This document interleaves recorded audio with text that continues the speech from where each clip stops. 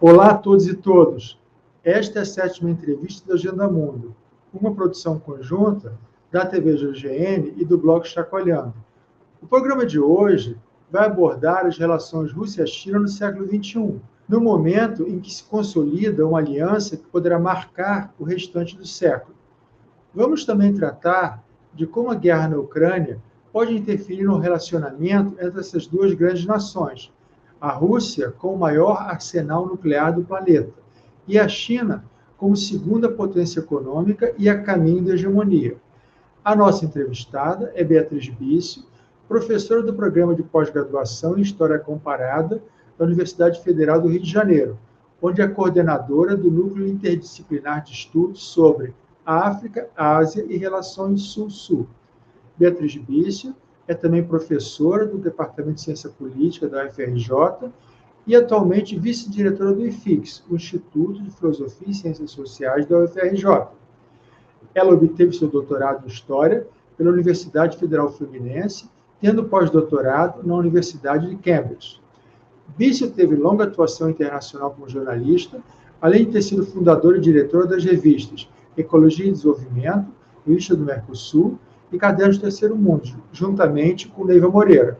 Peço audiência para dar os likes, compartilhar o link do programa e contribuir para o canal da TV GGN.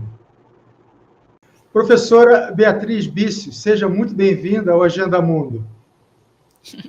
Prazer estar aqui. Obrigada pelo convite. Eu que agradeço muito. Professora, eu sei que você é natural do Uruguai e eu ainda percebo um leve sotaque e agora eu sei que você tem nacionalidade brasileira. Bom, antes de tratarmos do nosso tema de hoje, eu gostaria de levar ao conhecimento da audiência que você, na sua época como jornalista, entrevistou personalidades como Fidel Castro, Mandela, Arafat, Gaddafi e Agostinho Neto, dentre outras tantas figuras de renome da luta pela autodeterminação dos povos. Pediria a você que tomasse alguns minutos para falar sobre um desses encontros que teve quando atuou como jornalista.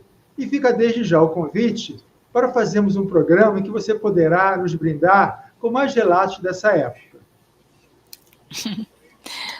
Obrigada, Rubem. Essa época foi muito importante na minha vida. Eu sempre que falo sobre Cadernos do Terceiro Mundo, sobre a minha etapa de jornalista, às vezes para meus alunos eu brinco dizendo na minha pré-história de jornalista eu fiz tal, né? Mas, na verdade, essa pré-história de jornalista me tornou a pessoa que eu sou, a acadêmica que hoje eu sou, e me torna, nas aulas, também segundo o depoimento dos alunos, uma professora que às vezes interrompe a parte mais bibliográfica para dizer, bom, porque quando eu estive aí eu vi, o que me faz às vezes me sentir meio Matusalém, né? Bom, eu estou lá, né? Algumas questões que para essa nova geração é história longínqua, né? E eu dizendo que eu estive lá, então, bom, também não tenho problema nenhum de dizer que sou vovó, muito orgulhosa. Mas dessas figuras, né, dessas personalidades entrevistadas, é difícil escolher, sabe, uma delas. Mas eu gosto de escolher Arafat, porque Arafat é uma figura que me tocou profundamente pela sua ternura, e eu acho que essa é uma faceta que poucas pessoas associam a um Arafat que, muito de forma deturpada, né, foi trabalhada sobretudo no Ocidente, ou em algumas mídias do Ocidente, como, enfim, praticamente um terrorista, né? E essa etapa da luta palestina, que eu acompanhei, né, intensamente, inclusive estava cobrindo a luta dos palestinos nos campos de refugiados no Líbano, e a guerra civil no Líbano, quando aconteceu a invasão de Beirute pelos israelenses em 1982, que mereceu uma capa da Caderno do Terceiro Mundo que se chamou Holocausto no Líbano, e nós colocamos meio provocativamente essa palavra muito pesada, porque tratava-se efetivamente de uma invasão que teve um custo humano fantástico. E Arafat foi uma das primeiras vezes que entrevistamos, foram 3 entrevistas em 3 contextos diferentes, bem num contexto dramático como esse, e ele estando, enfim, cada noite dormindo em um lugar diferente, com a vida ameaçada, né?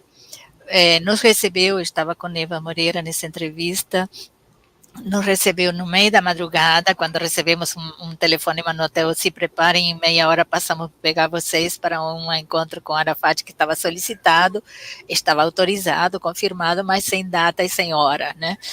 E aí, quando fomos, e ele com os olhos cansados, né, de madrugada, ele acabava de chegar, na verdade, de uma viagem ao exterior, no meio de contatos que ele estava fazendo, ele tinha chegado do Irã, e foi tão generoso, porque não colocou nenhum tipo de restrição às perguntas, ao limite do encontro, nos abraçou muito, nos agradeceu muito por estar aí nesse momento tão difícil, inclusive arriscando nossas, né, até nossas vidas. Hoje em dia, eu vejo que era isso mesmo, se bem que naquele momento, né, na juventude a gente nunca pensa que está arriscando a vida, né? Sempre são os outros os que arriscam, a gente nunca passa perigo nenhum, né? E essa foi a primeira de 3, né? De 3 entrevistas. E ele ficou, curiosamente, com a lembrança daquela entrevista, porque nas outras 2 oportunidades que estivemos juntos, ele mencionou aquela entrevista naquelas circunstâncias, em Beirute, num contexto tão difícil. As outras 2 foram uma em Argel e outra em Tunis, já quando a OLP, depois justamente da invasão israelense, teve que sair, né, do Líbano, que foi um dos motivos, inclusive, da própria invasão israelense, expulsar a Organização da Libertação de Palestina do Líbano, onde era evidentemente muito mais fácil as comunicações com os territórios palestinos pela proximidade, né? Já da Tunísia tudo se tornava muito mais complicado, né? Então, mesmo que, enfim, como não mencionar a entrevista magnífica com Fidel Castro, por exemplo, é evidente, né? Uma personalidade magnética, né? E estar sentada horas do lado do Fidel, só ele, eu, aí no caso ele, eu e uma jovem estagiária que ele tinha convidado para sentar do lado também, é um privilégio que a vida me deu, né? E claro que agradeço e considero também um dos momentos mais brilhantes. Mas você me pediu para mencionar uma e eu rendo homenagem aqui à luta palestina com essa lembrança dessa figura humana espetacular que era Arafat, tão espetacular como evidentemente posso dizer que era Fidel Castro, que era Nelson Mandela, Agostinho Neto, Samora Machel, que é uma figura humana também fantástica, né? E, enfim, tantos outros. É provável que eu tenha lido várias dessas entrevistas, porque eu era assinante dos Cadernos do Terceiro Mundo quando morava na Inglaterra. E eu esperava sempre com ansiedade quando os cadernos chegavam, né? E eu depois distribuía para os colegas lá brasileiros, né? Então era muito disputada, a minha assinatura lá era muito disputada. Que bom! Foi assim, final dos anos 70, começo dos 80, foi o período, né? E até que eu voltei para cá, eu nem sei depois os cadernos, quando que eles se encerraram. Na verdade, se encerraram em 2005, a final de 2005, início de 2006. E, enfim, um tema que merece também uma reflexão nos momentos atuais, quando, enfim, a mídia tem um papel tão importante, né, e agora no meio de uma guerra, então, ainda mais, né, nós vemos a limitação de ter sempre uma mídia muito enquadrada dentro de uma determinada visão, majoritariamente essa pouca alternativa que nos oferece a mídia mainstream, como é importante ter vozes alternativas, e lamentavelmente esse é um fato, eu não digo isso enfim, por nenhum rancor, mas ela deixa de circular no primeiro governo Lula, porque não houve uma leitura adequada, penso eu, creio que isso vem mudando, né? do significado justamente de uma mídia alternativa, séria, comprometida com os grandes ideais das maiorias, né, que são tão simples quanto justiça, direitos respeitados, né, valores democráticos respeitados, né, e, enfim, assim se escreve a história. Tá certo. Beatriz, já estou ansioso, então, para escutar mais desses relatos. Mas vamos, então, ao nosso tema de hoje, sobre as relações Rússia-China no século XXI. Mas antes, eu gostaria de fazer um retrospecto dessas relações a partir da fundação da República Popular da China. Na década de 50, sob a liderança de Mao Tse-tung, a China adotou o modelo econômico da antiga União Soviética. No entanto, Mao e setores mais radicais do Partido Comunista resolveram mudar o rumo, e Moscou retirou seus técnicos e conselheiros em 1960. Em março de 69, ocorreram conflitos fronteiriços entre os dois países. O então secretário de Estado norte-americano Henry Kissinger aproveitou para conceber uma política de aproximação com a China de forma a afastar ainda mais os dois países comunistas. Em 78, o Vietnã invadiu o Camboja com a ajuda de soviéticos, expulsando o governo genocida do Khmer Rouge, liderado por Pol Pot. A política da Guerra Fria fez com que China e Estados Unidos apoiassem o regime de Pol Pot. Deng Xiaoping e Mikhail Gorbachev anunciaram a normalização das relações em maio de 89. Com o fim da União Soviética, começou então a era Yeltsin na presidência da Rússia, de 91 a 99. Em 96, foi estabelecida uma parceria estratégica entre os dois países. Em 99, a OTAN bombardeou Belgrado, capital da então Iugoslávia, visando a intervenção no Kosovo. A embaixada da China foi destruída pelas bombas. Também em 99, a OTAN se expandiu para a Polônia, Hungria e República Tcheca. Chegamos então à era Putin. Em maio de 2000, Putin assumiu a presidência da Federação Russa. Na sequência dos atentados de 11 de setembro de 2001, foi estabelecido um conselho OTAN-Rússia.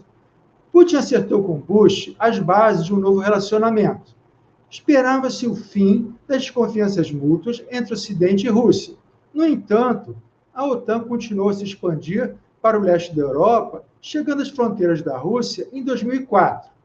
As relações de Putin com o Ocidente azedaram ainda mais nos anos seguintes, quando foram aplicadas sanções econômicas contra a Rússia. O século XXI também presenciou um vertiginoso crescimento econômico da China e uma maior assertividade em aumentar a influência regional, principalmente no governo de Xi Jinping. A resposta dos Estados Unidos veio com a guerra comercial e as sanções econômicas impostas por Trump. Os contenciosos no Mar do Sul da China e em Taiwan também acirraram as tensões entre China e Estados Unidos. Já a administração Biden hostilizou os representantes chineses quando o encontro na Alasca, em março de 2001.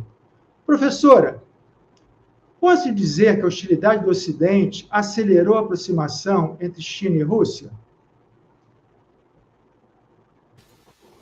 Eu acho que sim, é um dado objetivo. Você mesmo, ao fazer esse raconto histórico, mostrou o quanto poderia ter sido diferente o futuro das relações entre Rússia, particularmente, e Estados Unidos e Europa, se tivesse sido respeitado tudo aquilo que tinha sido acordado pela OTAN, na verdade, pelos Estados Unidos, né, com Gorbachev, né, com presença de líderes europeus, né, quando da incorporação, da reunificação alemã, né, e todo o que veio depois. Era não somente o compromisso que está documentado, por mais que durante anos os Estados Unidos tinha negado que existisse esse compromisso, documentos desclassificados que estão disponíveis nos arquivos públicos dos Estados Unidos, no National Defense Archives, você pode consultar pela internet, estão as fotografias das reuniões entre os líderes americanos e europeus com Gorbachev, estão os documentos, né? E lá está claríssimo, lá estão na boca de dirigentes daquele momento dos Estados Unidos, né? As promessas, vamos dizer assim, promessa é uma coisa que não tem valor jurídico. Os documentos que documentavam os compromissos jurídicos que estavam sendo assumidos, né, naquele momento decisivo da história, né, quando estava praticamente se reescrevendo, né, toda a história com o fim da Guerra Fria, todo aquele momento pós-guerra, né, iniciando-se uma era diferente, né? E aí as promessas estavam muito claras, né? Estavam as principais lideranças, James Baker, por exemplo, né? Com aquela frase que a OTAN não iria se expandir para o leste nem uma única an inch, né? Nem uma polegada, né? Iria avançar no rumo do leste. E vimos que, ao longo do tempo, isso foi sistematicamente driblado, né, ostensivamente, portanto, violando esses acordos. É claro que isso, portanto, frustrou o que poderia ter sido, e chegou a se chamar dessa forma, uma grande Europa de Lisboa a Vladivostok, né? Eram esses os parâmetros que eram usados, né? O que significava isso? Significava incorporar a Rússia à Europa, inclusive se pensou incorporá-la, e Rússia aspirou a isso, incorporá-la à OTAN, dando à OTAN um caráter diferente do que veio a se tornar, porque, na verdade, a OTAN, como uma instituição de defesa que fez sentido, enfim, na dinâmica da Guerra Fria, enquanto existia o Pacto de Varsóvia, que era o bloco do lado soviético, do lado socialista, enfim, era a dinâmica da Guerra Fria, né? Mas uma vez que o Pacto de Varsóvia se dissolve e que há esse compromisso, né, da OTAN não de se dissolver, o que teria sido, na verdade, muito mais adequado, né? Mas pelo menos não avançar no rumo leste, no rumo da Rússia, né? A ideia seria, então, uma grande Europa unida com a Rússia, né? Se a gente olhar para o mapa da Europa, a Europa praticamente é uma península, né? Dessa grande massa terrestre que é a Eurásia, né? Então fazia todo sentido. Não fosse que, de parte dos Estados Unidos, que com o fim da Guerra Fria e do mundo bipolar tornava-se a potência hegemônica, o afã, né, a determinação de impedir por todos os meios que isso acontecesse. Essa é uma verdade histórica. Isso não é tomar lado, né? Isso é um fato histórico, né? Que houve essa oportunidade e que essa oportunidade foi jogada fora. Foi jogada fora por quê? Porque não se admitia nem sequer a possibilidade da Rússia vir a se tornar uma potência regional, já não a superpotência que foi a União Soviética, mas uma potência regional. O que estava implícito, e ao longo do tempo a gente poderá constatar, na perspectiva, né, desse hegemon que agora passava a dominar esse mundo unipolar, era impedir por todos os meios que aquela Rússia que tinha ficado destruída desde psicologicamente, né, pelo impacto né, Putin disse que o desmembramento da União Soviética foi um dos dramas mais importantes do século XX. E ele não é um socialista, nem muito menos, a gente sabe disso, né? Mas claro que é todo uma construção de um século, praticamente, de 80 anos, né, que se destrói. E essa vontade dos Estados Unidos de não permitir, né, que a Rússia saísse desse estágio de entre humilhação, desestruturação, caos, né, salve-se quem puder, né. Isso, sem dúvida, é um elemento que tem que ser muito levado em consideração quando se analisa o que acontece daí em diante e de que forma se estrutura essa que hoje é chamada da parceria estratégica entre a Rússia e a China. Evidentemente, então, um elemento para essa parceria se tornar tão explícita como está hoje foi a atitude dos Estados Unidos e da OTAN em território europeu, não somente europeu, porque as bases da OTAN estão rodeando a Rússia também em território asiático, né? Outro elemento importante foi todos os acordos estratégicos de contenção de armas em diferentes níveis, dos quais Estados Unidos aos poucos foi se retirando, né? Dando margem a um reinício de uma carreira armamentista e deixando sem, digamos assim, sem um nível de mínimo de acordo jurídico nesse território, né? E outro elemento não menos importante foi já no século XXI, depois do atentado das Torres Gêmeas, né, do 11 de setembro de 2001, a doutrina Bush, a chamada doutrina Bush, né, do ataque preventivo, onde se deixava de lado de forma explícita as doutrinas anteriores, né, a doutrina Truman, a doutrina Reagan, onde sempre, seja no combate ao comunismo, seja no combate ao terrorismo, havia, pelo menos pro forma, a proposta dos Estados Unidos de reagir, né? Com a doutrina Bush, isso acaba, porque o ataque preventivo justamente não precisa de uma ação para que haja uma reação. É simplesmente a suspeita, com que bases, qualquer base que seja, de que possa vir a estar em causa a segurança dos Estados Unidos para haver um ataque dos Estados Unidos, né? Estados Unidos tomando a iniciativa.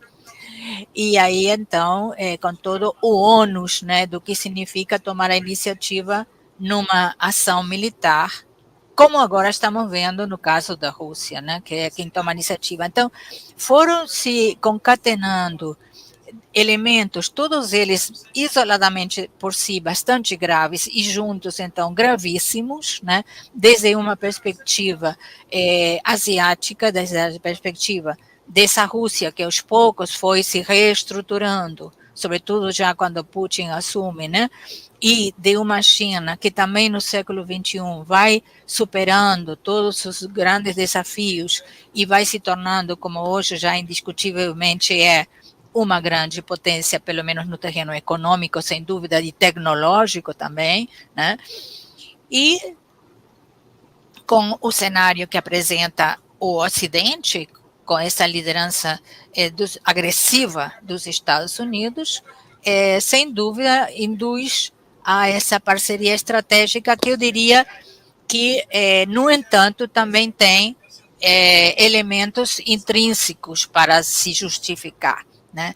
Porque há uma complementariedade entre a China e a Rússia do ponto de vista de uma China que necessita de recursos energéticos e que uma Rússia que tem recursos energéticos, de uma China que diante desse cenário agressivo que coloca o Ocidente necessita reestruturar-se militarmente, e a Rússia é uma potência militar mesmo depois de tudo o que sofreu e ao longo do tempo no século XXI foi ainda reorganizando-se militarmente. Então, há questões, e por outro lado, claro, um elemento que foi superado, que eram esses elementos historicamente perturbadores das relações bilaterais, inclusive a própria delimitação das fronteiras, né, que chegam finalmente já no ano 2000 a tratados que definem alguns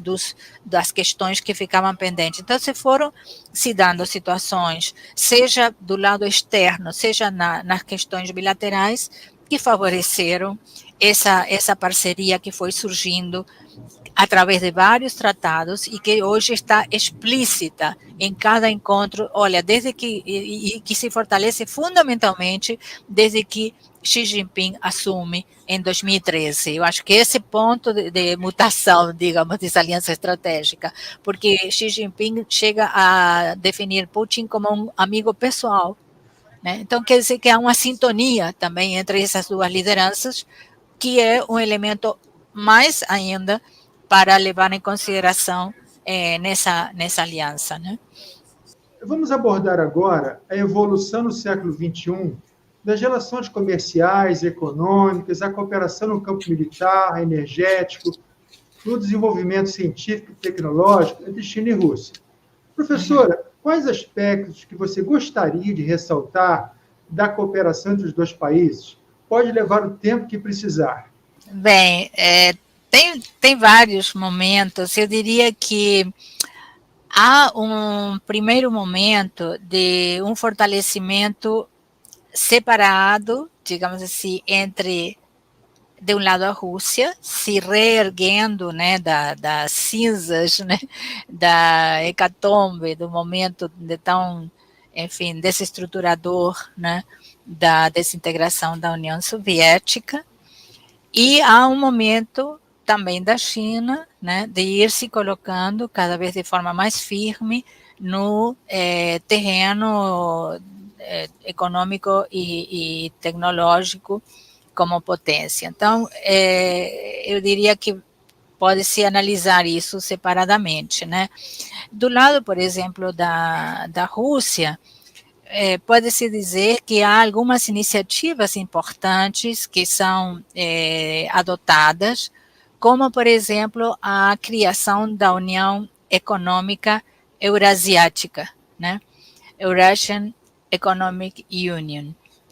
Ela é formada por Armênia, a Bielorrússia, Cazaquistão, Quirguistão e a Federação Russa. A ideia inicial já é dos anos 90, mas na verdade é formalizada já nos anos 2000, 2014, né? E consolida-se muito rapidamente, né? E há, portanto, um atrativo, porque é um polo importante, que começa a surgir com esses países, e outras nações olhando, né, para o que está acontecendo com a União Econômica Eurasiática, vão solicitar integração.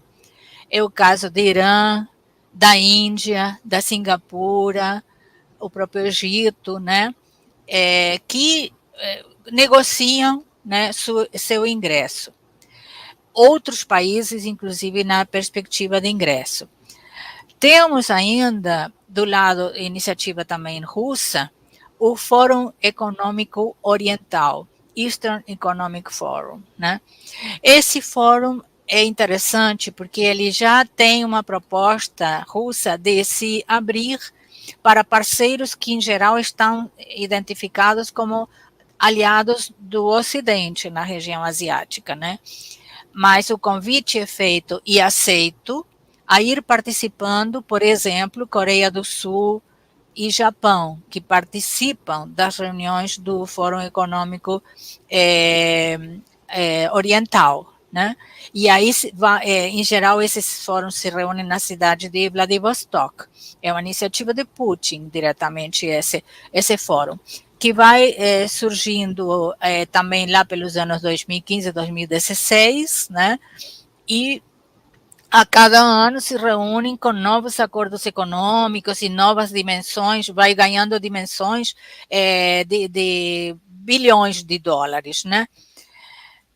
Diga-se de passagem, também timidamente inicialmente, e hoje em dia isso já é uma tendência bem mais visível, de ir criando possíveis acordos comerciais sem a utilização de moeda dólar nesses acordos e dando ênfase às moedas nacionais, né?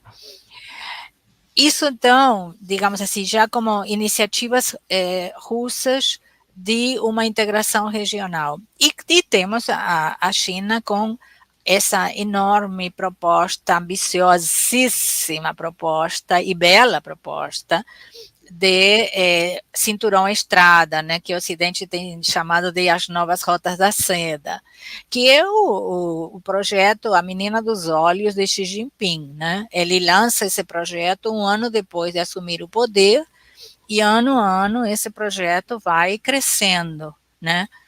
Claro, agora a guerra tem deixado algumas interrogantes sobre o processo de ampliação, mas você sabe que já na América Latina tem muitos países, mais de 10 países que fazem parte do projeto Cinturão Estrada, né? Esse projeto tem um potencial enorme, se estima que poderá criar um mercado 10 vezes maior que o mercado norte-americano, né?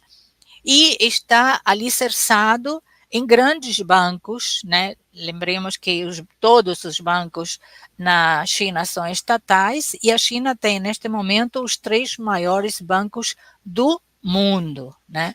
Os recursos que tem o projeto OBOR, né, Cinturão e Estrada, são maiores que os recursos do Banco Mundial, né? Muito maiores, por sinal. Temos aí o Banco Asiático de Investimento em Infraestrutura como um alicerce fundamental. Temos o novo Banco de Desenvolvimento, o Banco dos BRICS, né? Os BRICS passam a ter uma importância mesmo com tudo o que está acontecendo no Brasil, que tem baixado o perfil de interesse nos BRICS, mas os BRICS independem um pouco da vontade do Brasil de estar ou não fazendo parte, pelo menos como uma dos principais atores, né? E continua o BRICS o seu caminho, né? Temos, então, uma situação assim que projeta, né, a Rússia e a China como 2 pivôs, né, fundamentais de um desenvolvimento econômico e tecnológico euroasiático. Por que euroasiático? Porque isso chega a regiões, né, também da Europa, mesmo que agora com tudo que está acontecendo em torno da guerra da Ucrânia, haja algumas dúvidas da continuidade ou não de algum desses projetos, né? Mas, por exemplo, uma das linhas de trens de alta velocidade que estava já em operação, inclusive, chega até a Alemanha, né? E a cooperação, então, nesse contexto, a cooperação China-Rússia, né, como grande eixo de desenvolvimento regional. E essa cooperação, não podemos deixar de mencionar, tem um outro elemento a fortalecer, que é a Organização de Cooperação de Xangai, né? Eles são países que estão na Organização de Cooperação de Xangai, a China e a Rússia, que tem sido chamada pela mídia ocidental da OTAN da Ásia, equivocadamente, né? Porque na verdade não tem ponto de comparação com a OTAN. A OTAN é um pacto militar, né, que em algum momento foi defensivo e que hoje, na verdade, a gente vê que é mais ofensivo que defensivo, né, e não tem nada a ver, na verdade, com a Organização de Cooperação de Xangai. Mas por que tem sido, de alguma forma, na mídia ocidental chamada de a OTAN de Ocidente? Porque ele tem um ramo militar, né? De fato, tem um ramo militar. Inicialmente surgiu como uma iniciativa que se chamou dos 5 de Xangai, né? Aí era China, Rússia, Cazaquistão, Quirguistão e Taquistão. E isso vem dos anos 90 e pouco, né, essa iniciativa inicial, e aí era visando uma segurança coletiva, sobretudo com temas de separatismo e também de terrorismo, e foi evoluindo porque se juntaram outros países, né, quando o Uzbequistão se junta, passa a se chamar justamente Organização de Cooperação de Xangai, isso acontece em 2001, né? E temos outras importantes nações se incorporando desde 2001 para cá, né? Esses assuntos que dizem respeito à organização vão desde questões energéticas, petróleo, gás, né, na cooperação, comércio regional, sem dúvida, muita ênfase em infraestrutura, assim como o projeto Cinturão e Estrada, com grande medida um projeto espetacularmente importante em termos de infraestrutura, né? Mas também telecomunicações e também tudo que tem a ver agora recentemente em tecnologia espacial, cibernética, inteligência artificial, etc., né? Então, importantíssima essa parceria. E aí, o que podemos dizer é que China e Rússia entendem que seu papel é justamente ser o eixo em torno do qual vai se construir o desenvolvimento, né, asiático ou euroasiático, que isso tem que ter um alicerce também militar, né? Não por acaso, a última declaração conjunta entre chefes de Estado, entre Putin e Xi Jinping, que foi emitida em ocasião da visita de Putin a Beijing, quando da abertura dos Jogos Olímpicos de Inverno, né? Agora no mês de fevereiro, por sinal, poucos dias antes da decisão russa de entrar na Ucrânia, e essa declaração conjunta foi assinada em 4 de fevereiro de 2022, né? E aí há uma afirmação muito, muito importante para ser levada em consideração, primeiro em relação ao que é democracia. A declaração tem vários parágrafos onde diz que a democracia não é uma exclusividade do Ocidente, mas que a democracia não é simplesmente a democracia liberal que o Ocidente define como democracia, porque a democracia implica também outros direitos, né, além dos formais das democracias liberais, né, e aí há toda uma questão importante que eles falam aspectos culturais, civilizatórios, etc., né. Tem também vários parágrafos, né, onde se dá apoio justamente à União Econômica Eurasiática como um instrumento importante que, diz essa declaração, será incorporada ou se estabelecerão pontes entre a União Econômica Eurasiática e o projeto Cinturão e Estrada para integrá-los, né? Também muito importante porque é um projeto russo e um projeto chinês que se integrarão, né? Originariamente chinês e russos, hoje em dia já os dois países participando de ambos os projetos, né? Há uma definição de que juntos China e a Rússia vão trabalhar na sustentabilidade da região ártica, né? Tem um apoio explícito da China à reivindicação da Rússia da não expansão da OTAN rumo ao leste e uma condenação disso, grande reivindicação de Putin, que está por trás, inclusive, da atual questão da Ucrânia, e há uma reivindicação, um explícito apoio da Rússia à reivindicação chinesa de que Taiwan faz parte indissolúvel da China, né? Então, ou seja, mais claridade do que isso significa, mais clareza do que significa essa aliança impossível, está tudo aqui nessa declaração que está pública, né? Disponível na internet para quem quiser ler, sobre o que significa essa parceria, né? Parece, inclusive, né, que tem havido manobras militares dos dois países. Professora, posso dizer que China e Rússia estabeleceram uma aliança de fato, mesmo que esse termo não seja usado nas declarações oficiais? Uma aliança formal atrairia mais antagonismo dos Estados Unidos contra a China?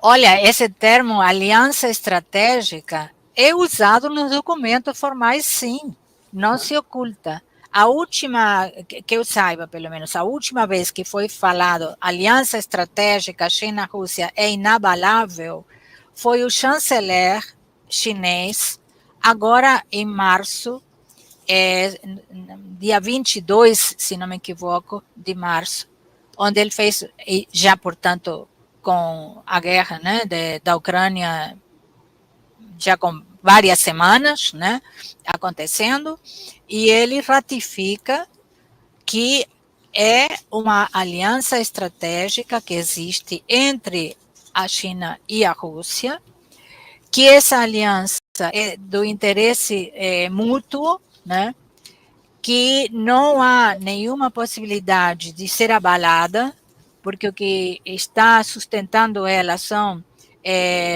digamos assim, uma coincidência profunda de análise da conjuntura mundial, né, e dos interesses recíprocos, e isso foi falado pelo chanceler chinês agora, recentemente, uma semana, alguns dias atrás, né? Então, e ele falou, parceria estratégica. Então, não se esconde nada.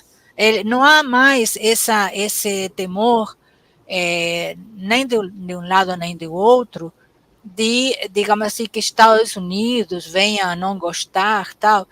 A China tem sido, do meu ponto de vista, prudente em relação à Ucrânia, mas não tem, e isso o chanceler até falou também, não tem se dobregado às pressões, terríveis pressões dos Estados Unidos para aderir às sanções econômicas.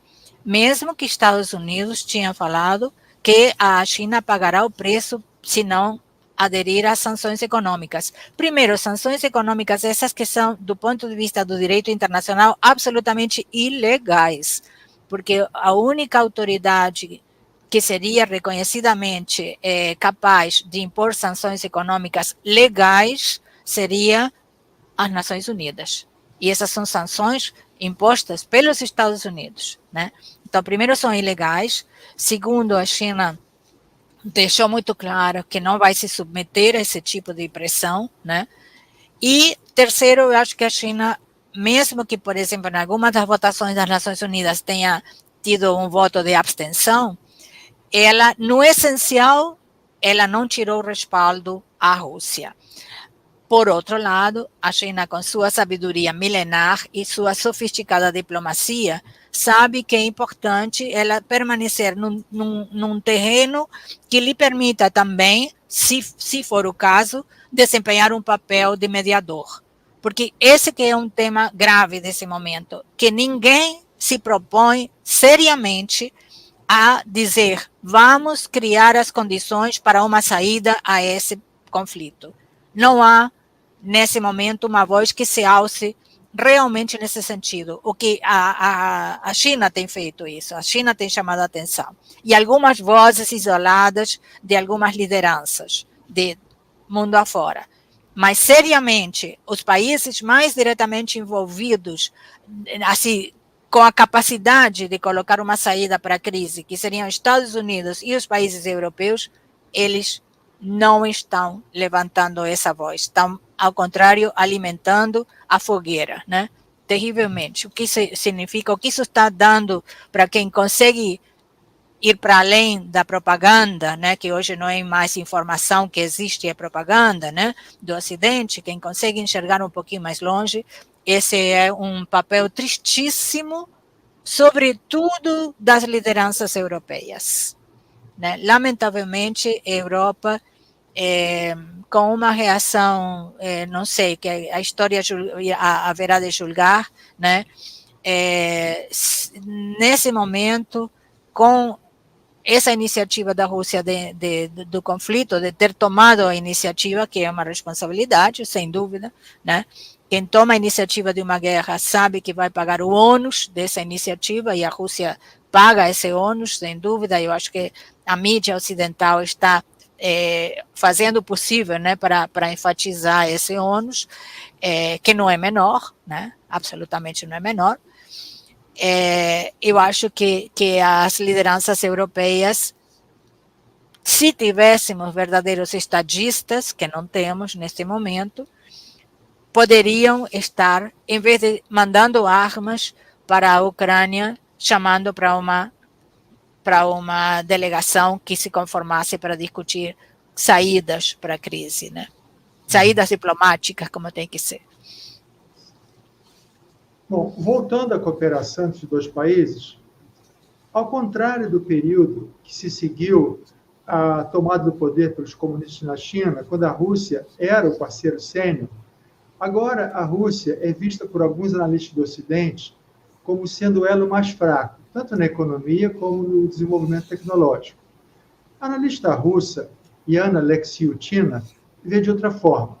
Em artigo do ano 2020, ela ressaltou que, apesar da enorme diferença de tamanho nas duas economias e do desequilíbrio na relação comercial, o petróleo e gás russos são de importância estratégica para a China.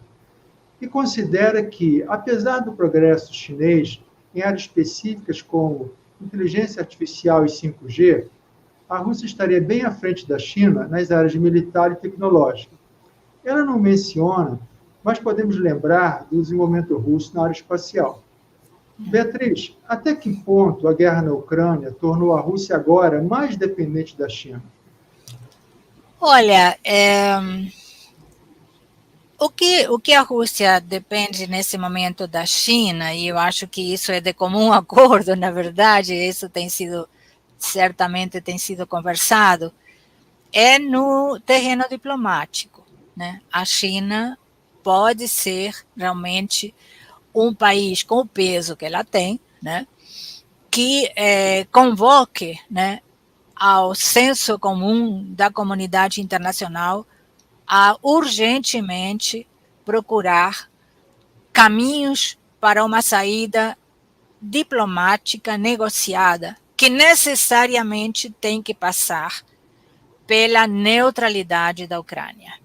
E isso não é novidade, isso o Ocidente sabe perfeitamente, que a neutralidade da Ucrânia tem que ser um elemento inegociável da parte russa e que isso faz parte de qualquer negociação. O resto pode se conversar, né?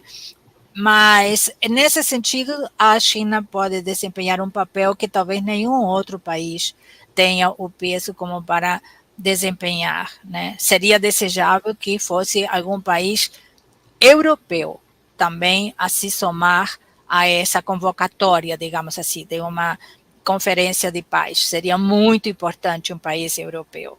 E eu acho que seria muito importante um país do sul global, ou vários também, porque o sul global está pagando e pagará um preço altíssimo também por essa guerra, com tudo que ela vai significar e já está significando de aumento do preço dos combustíveis, do preço dos alimentos, etc. Né? Nesse sentido, eu concordo que há um papel a desempenhar e, quem sabe, uma dependência russa em relação à China maior que antes, porque, claro, o cenário é um cenário novo, né? Em relação a uma dependência mútua, eu já me referi, a Rússia é riquíssima, né, em recursos energéticos, em terras raras, né, é uma grande potência agrícola também, né, produtora de trigo, como também a Ucrânia, né.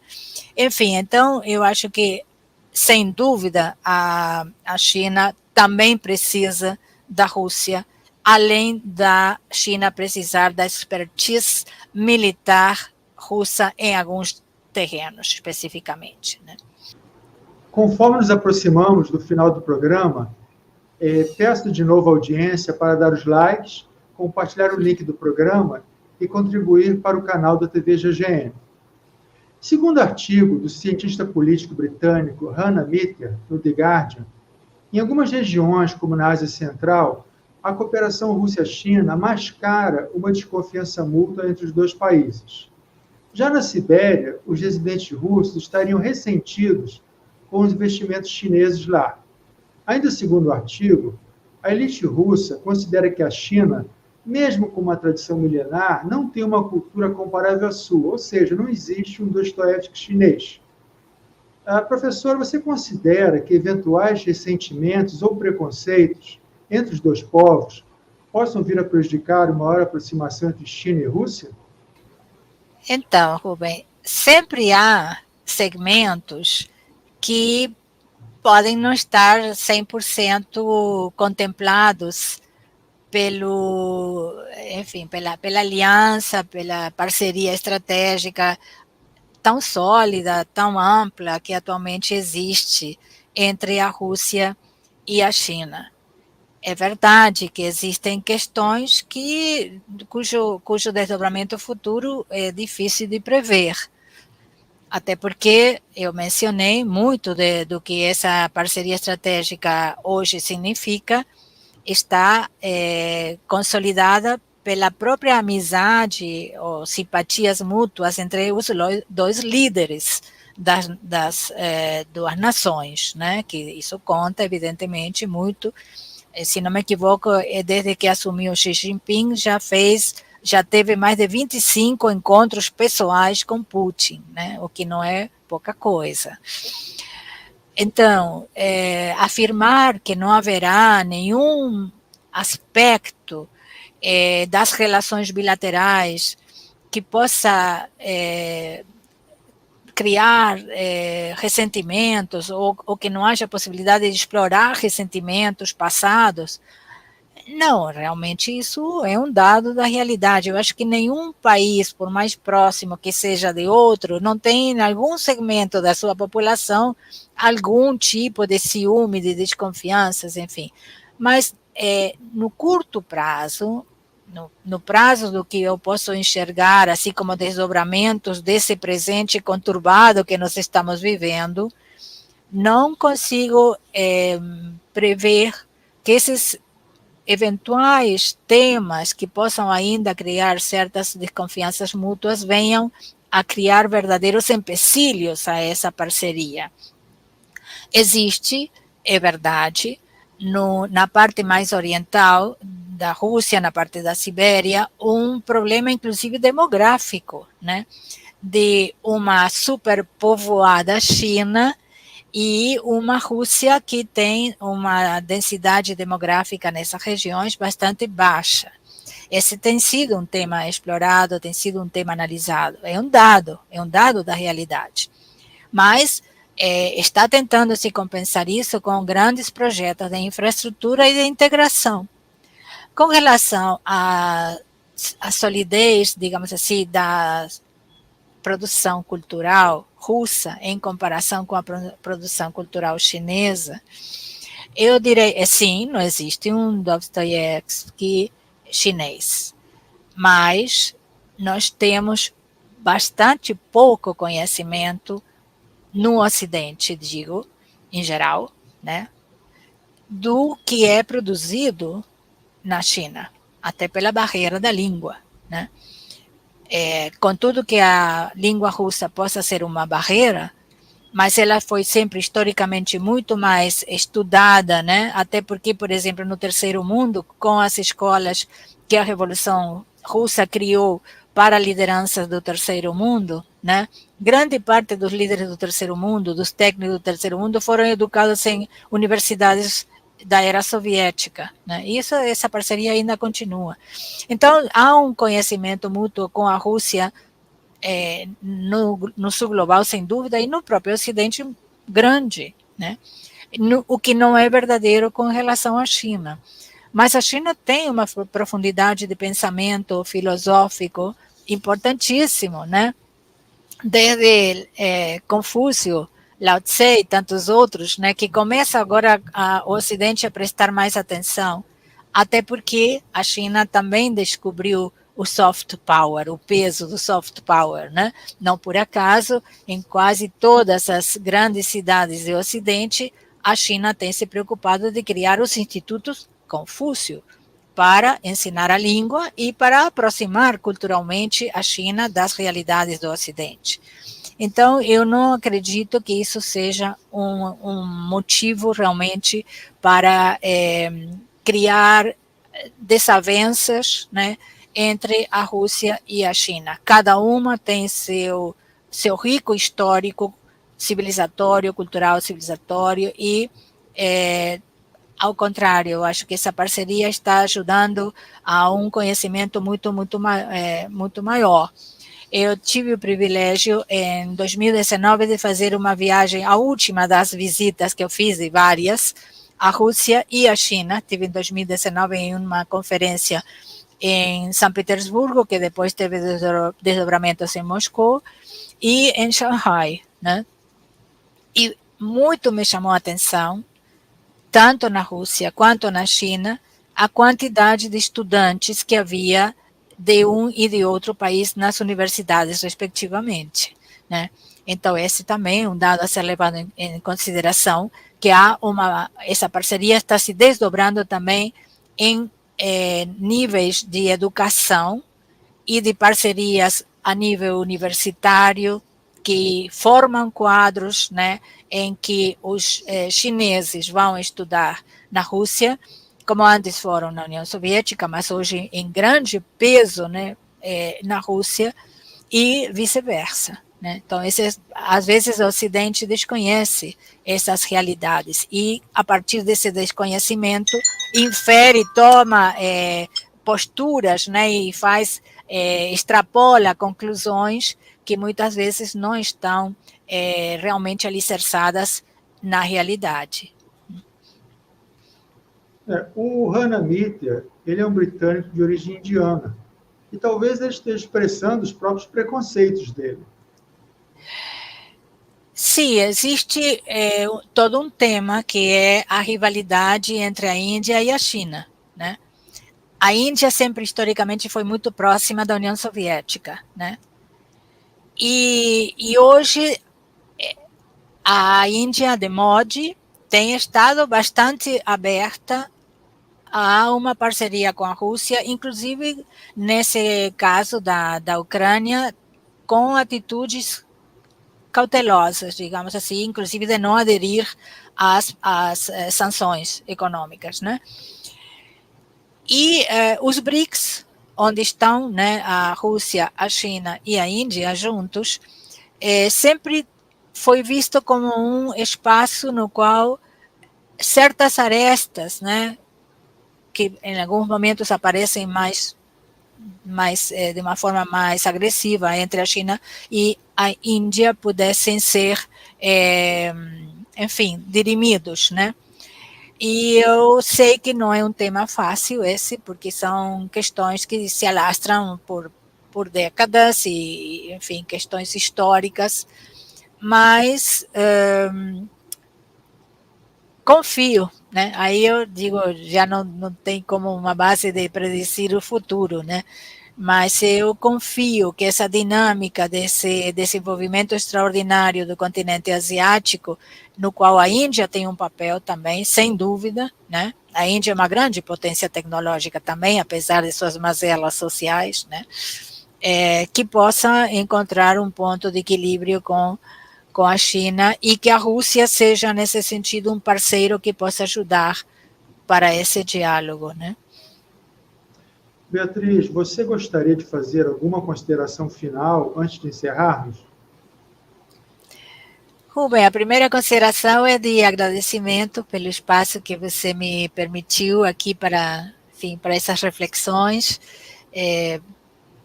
Portanto, fico muito grata pelo convite. E realmente estamos vivendo, Rubem, momentos muito graves, né? Eu acho que a guerra na Ucrânia, ela nos apresenta algumas questões que vão modelar as décadas futuras, né? Um remanejamento geral, né? Há quem diga que já, por exemplo, a globalização morreu, né? E mais ainda, alguns arriscam a dizer que toda a arquitetura financeira da globalização, ou se quiser que vem desde o pós-guerra, com Bretton Woods, etc., e com o dólar, né, como grande moeda a sustentar todo esse arcabouço, também está morrendo, né? Sim, eu acho que essas são questões que virão para ficar, né? E que, em certa medida, são até bem-vindas, né, do ponto de vista do sul global. Mas a curto prazo nós temos o desafio de colocar um fim a essa guerra, né? Eu acho que aí não há omissões possíveis. Todos nós temos que lutar para que se criem canais de diálogo, canais de negociação e se encontrem saídas diplomáticas que assegurem, por um lado, para a Rússia, o que ela coloca sempre como a grande questão, que é esse tema tão pouco conhecido, tão pouco explorado pela mídia ocidental, da indivisibilidade da segurança. Um conceito que não foi a Rússia que criou, mas que surge justamente no contexto da Guerra Fria, que diz que a segurança de um Estado depende da segurança de todos os outros. Se há um Estado que não se sente seguro, todos os outros estão em risco porque a paz está ameaçada. E exatamente esse conceito de indivisibilidade de segurança foi reiterado pela Rússia muitas vezes quando do avanço da OTAN no rumo do leste, né? Dizendo isso é uma agressão a esse conceito, é uma violação desse conceito que está estipulado nos principais documentos dos quais a Europa é assinante, Estados Unidos é assinante e a Rússia é assinante, né? Então, essa indivisibilidade de segurança fundamentalmente tem que ser levantada para que seja colocada como um ponto central da saída para a guerra da Ucrânia a neutralidade da Ucrânia. E aí tem muitos exemplos. A Áustria, que ganhou a sua paz depois da Segunda Guerra, quando assume o estatuto de país neutral. Temos aqui nas Américas, né, toda a doutrina Monroe, que impede que qualquer país da América Latina entre num bloco que não seja, né, dentro, né, do que seria aceitável pelos Estados Unidos para sua segurança. Então, eu acho que esse seria meu recado final nesse momento. Eu acho que o Brasil e nós todos aqui, como cidadãos deste país, podemos também fazer a diferença, levantando essa bandeira de que seja criada uma comissão internacional de debate das saídas negociadas ao conflito da Ucrânia. Porque se bem que a gente tem que respeitar todos os temores que a Rússia tem em relação à sua sobrevivência, eu acho que isso é um elemento central, também não pode se deixar de levar em consideração o drama humanitário. E a mim, pessoalmente, não posso deixar aí como cidadã, não estou falando aqui como acadêmica, mas como cidadã deste mundo, me preocupa profundamente que os países da Europa e os Estados Unidos, que poderiam estar justamente assegurando essa neutralidade da Ucrânia, que o próprio Zelensky, vejam só, várias vezes acenou que aceitaria, mas não encontrou respaldo nos Estados Unidos nem na Europa para aceitar essa cláusula da Rússia, que isso não esteja sendo levado a sério e que isso não esteja sendo colocado como um elemento central para a paz. Eu acho que quem deixa de cumprir com essa condição de assegurar que a Ucrânia poderá ser um país neutral e depois terá que discutir a questão de ser um país multiétnico e como resolver essa questão, que é um país realmente difícil nesses termos, mas nós temos até na América Latina aqui o caso da Bolívia, por exemplo, que colocou na sua Constituição que é uma república plurinacional, ou seja, saídas existem. A questão fundamental é a questão da neutralidade da Ucrânia como um ponto central, e eu acho que aí todos nós temos que pressionar nossos governos, nossos países e a comunidade mundial e as Nações Unidas para que convoque uma conferência para a saída diplomática negociada do conflito na Ucrânia, que é um conflito perigoso, que pode, por um acidente qualquer, nos levar, inclusive, a uma guerra nuclear. Eu acho que tem que lembrar, né, que o relatório da Rand Corporation, que é aquele think tank norte-americano, financiado em grande parte pelas Forças Armadas, que lá sempre eles explicitam muito bem como estratégia sobrecarregar a Rússia, né, das diversas formas possíveis. E uma delas, exatamente, forçando a Rússia a entrar em confrontos. Então, seria quase que um repeteco do que aconteceu no Afeganistão com a União Soviética. Sim. Agora, e lembrar também que a China está cercada por bases militares na região do Ásia-Pacífico, né? Então tem toda essa pressão militar sobre os dois países. Todos os documentos, Rubem, desculpe lhe interromper, todos os documentos recentes do Departamento de Defesa dos Estados Unidos, da Rand Corporation, mesmo do Congresso dos Estados Unidos, definem a Rússia e a China como inimigos a serem enfrentados. Não há, e veja só, de uma forma muito, eu até me arrepio de que eles sejam capazes de colocar isso no papel, em documentos oficiais. Eles dizem que tem que ser evitado o surgimento de qualquer potência regional na Ásia, porque na Ásia é que estão as maiores riquezas naturais em recursos energéticos e pela densidade demográfica desse continente. Então, tem que evitar. Não pode se tolerar, a segurança dos Estados Unidos não pode tolerar potências regionais, muito menos potências de outra dimensão maior ainda, como está se tornando a China, nesse continente que é o mais rico, que tem os maiores recursos, inclusive água, inclusive terras agricultáveis, energia e terras raras e minerais que hoje são imprescindíveis para as tecnologias de ponta. Isso está em documentos escritos e que terão que ser tomadas todas as providências para evitar isso, e Estados Unidos fará tudo o possível. Então, mas claro, que podemos esperar, né? Mas nós temos que confiar que a opinião pública terá que ter o seu papel, terá que se fazer ouvir, como já se fez ouvir na Guerra do Vietnã, né? Mas qual é a grande diferença daquele momento e desse momento atual? A mídia. A mídia que faz a consciência, que ajuda a criar consciência crítica. E na Guerra do Vietnã, a guerra foi retratada, escancarada na sua miséria, né? no que ela implica realmente, e quem era aí o vilão? Era Estados Unidos. Agora, só está aparecendo o que acontece, supostamente, pelo menos acontece, do lado russo, com tudo que a Rússia tem negado de que tenham sido responsáveis por muito do que acontece na mídia, e não há uma contraversão. Ao contrário, se cerceia a possibilidade de receber o sinal da RT russa, da Sputnik, se censura a cultura russa, se censuram os artistas, os esportistas, né? É uma atitude que nega, inclusive, as bases da democracia liberal ocidental, né? E não há, portanto, uma facilidade, como houve no passado, em outros momentos de grandes conflitos, de criar essa massa crítica para clamar pela negociação e pela paz. Essa é que eu acho que é, nesse momento, a questão mais desafiadora para todos nós que queremos ver o fim desse conflito. Bom, Beatriz, agradeço muito pela sua presença na Agenda Mundo.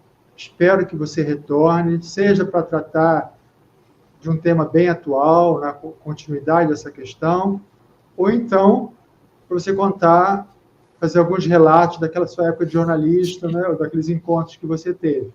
Tá certo? Certo. Okay. Com prazer. Então, com prazer. Sucesso aí no seu programa, nessa Agenda Mundo, que tem muito, muito para ser colocado em debate. Obrigada. Tá. Obrigado. E, então, me despeço da audiência e até o próximo programa do Agenda Mundo.